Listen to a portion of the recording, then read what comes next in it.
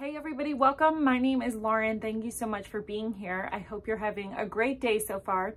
So today we are doing an in-depth look at the Abeka first grade language arts lesson plan for homeschoolers. So this is a very large book and we're gonna get through it all. We got a lot of ground to cover, so I'm just gonna get started right away. And I'm gonna actually just talk about the front cover for a second so that way you can get an idea of everything that this involves. So this is just the language arts lesson plan book.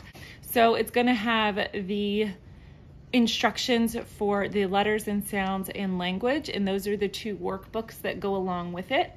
It is going to have instructions for spelling, for writing. Now it's going to be writing in cursive, and I'll talk about that as we get to it. Writing tablet for like their creative writing, and then their readers. So I want to get into the table of contents. We have the philosophy of the Christian curriculum, the materials, a daily schedule that they list for you, and obviously you can follow that or not. It is just a suggestion, a sample calendar, a parent overview, like getting started, tips and tricks, their philosophy of how they teach phonics, reading, spelling, poetry, handwriting, creative writing, independent seat work, and then this on page 32 is when they're going to get into the actual daily lessons. And then there's an appendix, hints on using the Abeka curriculum. And then here are the resources and the materials that they suggest that you need. And those, all of these are just basically what was on the front. Language Arts Parent Kit. So this is going to, in the parent kit, it's going to have this lesson plan book, which we have, a reading, which I'm going to show you in a second, a test key if you want to do the tests. Those are obviously totally optional unless you are accredited. And then basic phonics charts, which I'll show you, and the homeschool seat work charts. And then we have the teaching aids. Now these are highly recommended. So we have the basic phonics flashcards, and then I'll kind of go into that a little bit. Not too much because I already have another video where I went into that.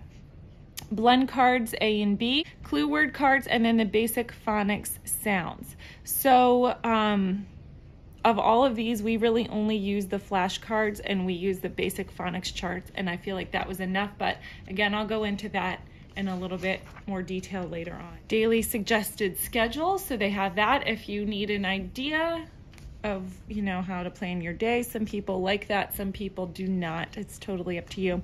Suggested test schedule, sample calendar, parent overview, getting started of just tips for you as the parent. And then we have their philosophy behind phonics. And I think this is very interesting because a lot of people use Abeka, especially in the early grades, because of their phonics program. So this just breaks down how they teach reading in 6 steps, and you're not gonna like actually say, they're not gonna be like, okay, now teach step 4. Like, it will automatically be within the book. You won't even realize that you're on to the next step until it's just gradually, it flows beautifully. I love the way that they lay it out. It's really good. How to teach a new letter, how to teach a new special sound. So if you are not familiar with Abeka, how they teach phonics is through special sounds, and we'll get to that in a second, but this is just like how to teach it. Tools for reading, why we teach short vowels, language, grading phonics. So there is just so many tips, and everything is in here that you would need. It's really, really all inclusive, and it really lays it out well. So a grading chart, if you do that, reading, types of readers. So here we're on a lesson. Now this is where the lessons start. So I'm not gonna start with lesson 1. Here's lesson 33. So this means you are about 6 weeks into the course already. So they always start with an objective. You can read those or not. Here you have on the board or paper. So we use a white board with a dry erase marker, and you are going to, anything with those little pencils, you're going to be writing down on the board for the child. Materials, scrap paper for the child. They do not need paper if you are using a dry erase board. That's all that is. Visuals, you are going to get the basic phonics charts, 7 and 8, basic phonics flashcards, 31 and 32, blend practice cards, and This is saying if you have the basic phonics sound CD, you can listen to that. We don't. There are YouTube videos though that do these charts, and my daughter actually really liked those. So sometimes we put that on as we go over the chart. And then enrichment ideas. So this one is, they're learning sn in snack, so a favorite snack to share. Sul in sleep, a pillow or a blanket or a stuffed animal. So those are pretty easy. Honestly, for something like that, I would do the enrichment ideas, but for other items where it's like cutting things out or doing things that's a little more in depth, I usually just skip those, honestly. Right up here, I wanted to also point out here is written practice, enrichment ideas, teaching notes, and teaching tips. So when you see those little characters, that's what that is about. Okay, so now you're onto the procedure, what you're actually going to be doing. So you're going to get your chart 7 and you will review this. Then you have your chart 8, which is another chart that you're going to be learning. So this is a new special sound that the children will be learning. So say sounds and clue words for child one at a time, having him repeat the sentence. Thur in 3, THR, thur, thur, thur. Continue until entire chart has been read. So say the chart a second time. We don't say them a second time. You are going to be saying these charts, especially if you continue through kindergarten, 1st and 2nd grade. You are saying these almost every single day. There's only 7 charts that you're saying, and you're saying a variation of one of those charts every single day. So I don't think it is necessary to do twice a day, but if you don't mind doing that and your kid doesn't mind, go for it. You know, we just didn't. I know my daughter, she's like, no, I already did that. Let's move on. And so I'm ready to move on as well.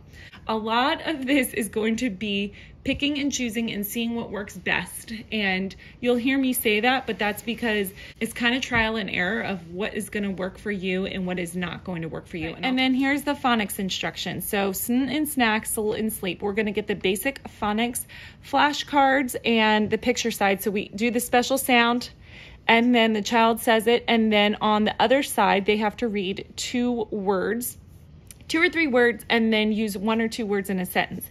Now, I would make her read all of the words just because it just exposed her to more words, and she didn't mind just reading them all. There's only like 6 words, so it's not a big deal. And then for the sentence, we kind of made it fun into a game. So she really liked doing this. So what we would do was we would see how many words we could fit into one sentence of the words that were on the back of the card. And then, so she would do one and then I would do one. And we would just go back and forth trying to make silly sentences of how many words we could get in that sentence. Keeping it light is the main idea. All right, and then this is where you're going to get back to the board of those that you wrote. We are going to do these special sounds that she did on the basic phonics flashcards. She's going to be circling them. And the reason they have the child, and they're going to be doing that a lot, not just in the lesson, in their workbooks too, they're going to be circling special sounds a lot. So the reason they do that is just to differentiate so that you can see that these 2 words, or I'm sorry, 2 or 3 letters, however many letters are in the special sounds, go together. And that really just helps progress with not only their spelling, but their reading as well. And then we have the blend cards. Now, I did not use blend cards. I happen to have them. I'm not really sure where I got them. I'm going to be honest with you, but I have them. We did not use those because by the time she got to 1st grade, she was already reading pretty well. And these blend cards are only using words like, you know, M-A, ma. And she thought that that was too easy. And she was like, no, I already do this. So if your child is a struggling reader though, and they're not really at that point yet, I suggest doing the blend cards because that really will help solidify and lay that foundation. But if they're past that blend stage, then you honestly don't even need these. And then lastly, we have the application and review. This is going to be pretty much every single day where it is, you're going to dictate. So these are blends, gra. And she didn't mind like if I dictated them to her, she didn't mind writing them on the board. She thought that that was fun. She just didn't want to do the cards. And I was like, okay, that's fine. You know, you have to pick and choose your battles. If it was up to her, she probably wouldn't do any lesson, but that's not realistic. So I try to compromise when I can and choose what I feel like is best to help further lay that foundation of spelling and reading. So we would dictate those. So I would say gra, and she would have to write those. So it would be all of those. And then that was the lesson. The lessons are very, very similar every single day for the phonics. You're going to be doing these charts. You're going to be reviewing your phonics flashcards. You're going to write words and circle the special sounds, and you are going to do dictation. And that, we just did a whole year of it, is how it is. So now, some children do not like the same thing every day. And if you have one of those children, this is probably not going to work for you. However, there are some kids who like routine and knowing what is coming next, so that they know, like she knew by the time that we were on dictation that was the end of it, and she was done her lesson. And she knew, okay, now I just have to do my pages. So if you were to ask me a year ago, hey, would this daughter that you have had, that you did your lessons with, does she like the same thing every day? I would say no. She wants a little bit of variety. But you know what? She actually did really great with this, and she didn't mind. She didn't mind doing the same thing every day. And I feel like maybe that was good for her, because it gave her a little bit of predictability. She knew, okay, I do my charts, I do my phonics flashcards, I do my circling my special sounds, and I do my dictation, and that is it. And she knew it gave her a flow. So it could be a good thing or a bad thing, just depending on how you look at it. All right, and next we have phonics review. If you feel like your child needs a little bit more structure, a little bit more work, review is this is perfect for that. Then they have AM reading and PM reading. So the first, I will say, half of the year, I followed the AM reading schedule. I didn't follow the PM reading, and because the PM reading is asking for the handbook for reading. We did that all her kindergarten year, that handbook for reading. And by the time she got to first grade, I think she kind of viewed that handbook for reading as like, that was a kindergarten book. That's what I did in kindergarten. I'm ready to move on. She was ready for, big girl readers, I guess. She would never call them big girl readers, but you know what I mean. So this is those readers that I was talking about, and they go through there. I think there's, I don't know, like 10 of them that they have all year. So this, if you want to put your focus on the actual reading aspect of it, they have words that you can write on the board. These are the pages that they are supposed to have. I have a reading 1 answer key. And then we have the sight words, and you are supposed to write these on an index card. The numbers 1, 2, both have give, says, was, your. And then you are going to use these index cards to introduce these sight words. So they want you to have the child say, spell, and say all of these sight words. Then the procedure is be excited as you give your child a new book. Ask them these questions. So the questions in bold is what you're going to be asking. Do you know where monkeys live, etc., etc. Go through the title page, explain contents page.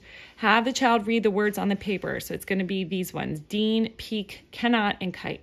Then they're going to be reading these tiptoes questions. Now, this reading 1 I did get just because I wasn't sure how much I was going to use it. I'm going to be honest with you, I used it twice, and that was it. And the reason is because every single page on there, after she would read one page, they would make me ask her comprehension questions. And she would answer them, but she was kind of like, can I just read the story? And I get it. We just wanted to read the story, and they have comprehension questions at the very end. So I just didn't feel like it was completely necessary to stop her in the middle of her flow, like of a sentence, to go back and ask her comprehension questions after every single page. What I felt was helpful was at the very end of her reading, they have questions then, and she would always get them right. If she was not getting them right and had no idea and was like, I don't know, Mom, and she was just reading to read, then I probably would go back and get that reader, the reading key that has the questions after every page. So that way we could go back and I could make sure she was thoroughly understanding it and comprehending it. But since she was doing a good job and she was understanding what she was reading, I didn't feel like that was necessary. It was adding a lot of extra time to our day, to our already very full day, that is. So next we have the PM reading, and this is a lot of explanation as well for this PM reading. So they want you to take the handbook for reading, page 62, emphasize the special sounds, have him read the story, remind him a sentence always begins with a capital letter. To me, this was a lot of extra instruction. So then it's still instructions on the handbook for reading, review A and pray, emphasize spelling, the spelling hint, and it goes through. There's all of these instructions. So now we're going to move on to the spelling and poetry. So again, some more objectives for the spelling. The materials that you need, which is the book and the list, scrap paper from lesson 31, and spelling and poetry, page 65, Boat Sail on the Rivers. This is the poem that you are going to be memorizing. So here's the procedure. List 3, CK visual, have the child review the CK rule using actions. Should represent C and K. Review list 3, have him say, spell, say words with you. Remove the, and then this is like the practice activity that they want you to do. So you're going to take the list, you're going to move the list and have them on their paper. You're going to call out words and then they have to spell them. And it's just spelling practice. Then they have to check their own work, and then they're going to do spelling and poetry, page 7. So I really like about their spelling is that they give little exercises to just kind of help reinforce, which is what my daughter really likes to do those. I just wanted to add, so how we would do the spelling. So like, let's say it was Monday, she would say the words, spell the words, say the words, do this page. Tuesday, she would say them, spell them, say them. She would do this page. Then Wednesday, same thing. She would say them, spell them out loud, say them again. And then she'd come back here to this homework section. It says homework back here. She would write the first half of the spelling list. Then Thursday, she would go over the list again out loud. And she would do the other half of the spelling list. Then Friday, she would go over the list one more time, and then that is when we would have our test. The phonics test included the spelling words too. It was only a few of them that it tested for. But that's how we did it, and it worked really well, especially at the end of the year. She did so much better as she became a stronger reader and speller. It worked really, really well. So this is just a way that you can do it. You don't exactly have to abide by how they do the spelling. We just found a way that worked for us. And so we really liked it. And it also gave her more confidence because she took that on her own to like take the initiative to say the words, spell them out loud, say them. She did that. And so it gave her confidence to feel like, oh, I can do this by myself. I don't need my mom to help me. Like, I can figure this out alone. And that is a boost of confidence that she actually needed. And then here is the poem, Boat Sail on the Rivers. They lay it out so that the poem, they break it down into months. So like August and September, you're doing one, and then that way you can follow, you know, October is the next one, November, et cetera, et cetera. And then they give instructions for how to help memorize the poem, which I think is pretty cool too. So they're going to stand and say the poem with expressions. Then you're going to say, this time when we say our poem, let's make a rainbow over our heads using the arms each time we hear the word that rhymes with C's. So this kind of helps. I don't know. I'm a fan of using hand motions with poems. My girls don't really like that. They think it's a little bit cheesy, but I think it's good, and it really helps to memorize, get the memorization quicker, I think. So they do give tips for that. Now I will say for the handwriting for kindergarten, first and second grade, the teacher lesson guide is only going to be showing how to do cursive. Now, that does not mean your child has to do cursive. They do have an option for manuscript. So this writing with phonics, this is cursive. This is how it's going to be taught in the lesson plans. If you want to do manuscript, they do have a manuscript option, and that is what we chose. But if you wanted to, for first grade or kindergarten or whenever, this is going to be all laid out of how to do that. So again, on the drawing on the board, you're going to write down draw 2 houses. Having the houses helps you kind of like reinforce, so they have like an upstairs, a downstairs, and a basement, and that just helps the child visually see like where they should be placing, how high they should go on the letter, how low they should go on the letter, that type of thing. So you're going to draw 2 houses and then write J, J, and the blend is Ja. And then here is the cursive that they're going to be doing. They're going to be practicing that. Materials, you'll need your writing book, page 37, and then the seat work charts. I don't have those, so I really can't speak anything on them. Unfortunately, I don't have those. Enrichment ideas, you can have a jelly bean contest since you're learning the letter J. Review, so you're going to have the cursive formation guide, which they have at the very end, and then you'll point to the letter and they have to say what letter that is. I feel like that's pretty good, actually. That's a good idea to do so that they can kind of get that in their mind. And then teaching lowercase j. And again, all the bold wording is what you are going to be telling the child. Okay, so it's going to tell you step by step how to do it. And here's this little house here. So it's going to say start on the pink carpet, and it's in color, so you'll see what the pink carpet is. And slant up to the dotted line, down to the basement floor. So here's the little basement.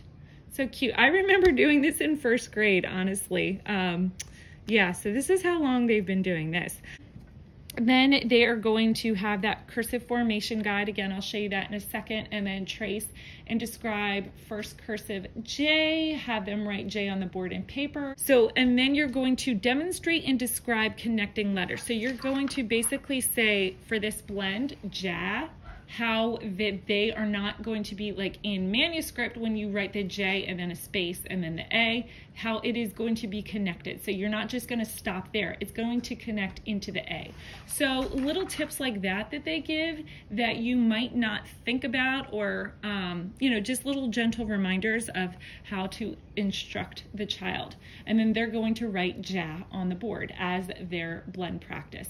And then those little wavy lines, they're going to be just doing those in the air. And it's a little bit different. So instead of writing those little wavy lines like here that we just were looking at, they're going to see them and just, you know, kind of do that. And then the application is that they are just going to be doing writing with phonics, page 37. And that's pretty much it. Seat work, I'll get to in a second. Now, I'm going to go to the creative writing. Now, instead of handwriting, they only teach handwriting for the first 85 lessons. So there's 170 lessons, 85 is handwriting, the last 85 is creative writing. So for creative writing, this is when you are going to be using, that's when this cursive writing tablet comes into play, okay? All right, so we have the objectives. Again, a board and paper. So you're going to be writing sample letter and start sentence from lesson 131. All right, I don't have that. And then the writing tablet. So review, friendly letter. Okay, so in 1st grade, they're having children write friendly letters. So do with that what you will. If you think that that's great and wonderful, then this is going to be for you. If your child likes to write, then honestly, Abeka is really great because they are having writing. They're introducing it quickly. So we have, you're going to ask the child again which part tells who you are writing to, and they're going to answer greeting. The body tells blank, and they're going to say what you want to say, that type of thing. Right, so then you're going to review that. Then here's the application, okay? Right, have child begin with starter sentence he chose and continue. So that's a starter sentence that he chose, or he or she chose from 2 lessons ago. All right, so they're breaking it down, it seems like. And continue writing sentences. Encourage him to add other details as time allowed. Give assistance, encourage him, and mark paper as he completes. Letter, share, have him read letter to family. I don't really love their writing instruction, honestly. I feel like it is very basic, it is very open-ended, it is very vague. It does not give a lot of detail. Now they give a lot of detail for their grammar and spelling and poetry and all these other things, but for the writing, which I feel like most parents probably need the most help on of how to actually write properly, they don't really do a whole, I just feel like they don't do a whole lot of in-depth, and again, they're only in first grade, so you know, we're not expecting them to write research papers and 10-page reports. I understand that it's a few sentences. In the later years, I feel like it's not as strong as it needs to be honest with you. So I have a theory, and Abeka has been around for decades, and they're originally for Christian schools only, and in the past, lots and lots of homeschoolers have used Abeka because for many years they were really the only thing available. So they have tailored all of their lesson plans that were made for Christian schools to fit homeschoolers. However, I feel like they still have that Christian school classroom setting in mind when they transferred all of the lesson plans and things like that over to homeschool. So if you think about it, in a classroom setting, let's say you have 20 kids in a class, the teacher asks 5 review questions, does not happen to choose your child for the 5 questions, right? Only 5 kids can get chosen.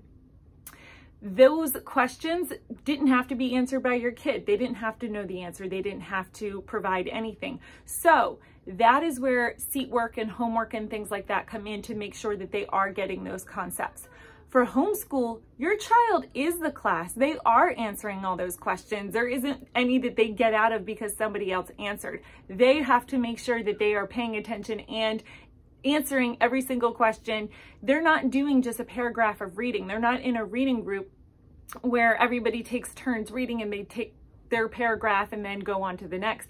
They are reading all 5 pages. So if you see where I'm coming from, since they are doing so much for our lessons that we're doing, that extra seat work and homework and all of these extra things is just a lot. It's a lot for a homeschool kid. So Abeka includes those things. I strongly believe if you want to enjoy it, now I'm not saying you can't do all of those things, but if you want to actually enjoy it and not feel overwhelmed and burn out and burdening your kid, it may not overwhelm you, but your child may not feel the same way. I suggest scaling back and seeing what is actually going to benefit them, what is going to be of service to them, of value, that will progress their education, that is not just doing things just for the sake of doing them and just because they are there. Okay, so I'm going to get back to the video of we're going to finish up. I'm going to share what like how I do our lessons and how we lay it out for the year while I do a flip through of the language book and the letters and sounds. I'll do a flip through of that while I'm talking, and then I'll wrap up the video with the appendix and checking out the seat work and everything else that's in the appendix. All right, so that is basically it as far as the lesson plans go. How we do it is there's 170 lessons. Some people skip out at like lesson 150 or something like that and call it a year. I personally don't. I think that there's something to be said about finishing, and so we do all of the lessons up to 170. Now, I will say that the first like 10 lessons or so are review. So what I do is in the summertime, I have my girls work on the first 10 pages, not all at once, but you know, throughout several weeks. They just do a page here and there, and then by the time that we start school, they're already on lesson 11. We start on lesson 11 because that's when real instruction actually starts. So we go from lesson 11 to lesson 170, and that just, I feel like, gives us a little bit of wiggle room, so that way we're technically only teaching 160 lessons, and if you have a 180-day school year, that gives you about 20 days of wiggle room, which to me works perfectly. We finished at the end of the year beautifully. I did not feel like we were super rushed or having to double up on lessons or anything like that. So again, we started lesson 11 because the first 10 lessons were review. We went all the way to 170. I do believe in finishing. If you cannot, for certain reasons, you know, you had a baby or you're moving or, you know, whatever, you know what life circumstances bring you up. But just to say, well, we just don't really want to finish because we're just ready for summer and to be over and we just want to call it a year. I just feel like there's something to be said. It trains, it shows character and it shows discipline to complete the lesson. Okay, now on to Appendix A. So this is the seat work. So I'm going to just show you what the seat work is, and you can judge for yourself how you feel about it. I'll leave my opinions out of this, and I will just show you. Lesson 44. Here we go. Here's your arithmetic page, your letters and sounds and language. And again, she does those. WT is writing tablet. So you're going to copy your spelling list 6, read a book about a farm, okay? Bible Friends, page 36, writing tablet, write a word, not a clue word for each special sounds. Then for their writing tablet, copy and answer. So they want the children to not only copy all of these, but write the answers too. After they've already done a whole math lesson and have done a whole math page, they want them to do all of that as well. And then number 9, teacher's choice. So this is about lesson 44. So you're about 9 weeks into the school year. All right, let's do one towards the end of the year. Okay, lesson 160. So again, arithmetic page, language, letters and sounds. Writing with phonics, page 164. That's fine. You know, you're practicing your handwriting. That's all independent work. Spelling list, copy list. That's, you know, if you want to have your child write their list every day, that's fine. Finish the final copy of your ladybug story and read a science book. I'm sorry, number 7 is read a science book. Copy the alphabet in cursive. Okay. That's not all. Wait, there's more. Bible Friends, page 117, writing tablet. Practice your first and last name 3 times. Writing tablet, write this sentence. Writing tablet, copy and answer, all of this. And then number 13, teacher's choice. So this is a lot of work for first grade. They're in first grade. I said I would keep my opinions out of it, so okay, I'm done. Let's move on. Appendix B, songs and games. So if you need, you know, some ideas, I guess, I don't know. And then here's game activities. They don't incorporate these a whole lot into the lessons. They do a little bit, but it's not like it's every day. And I feel like if you found a few that you liked or that your child liked, you could just add these on your own as you saw fit and as you saw necessary. Blend ladders.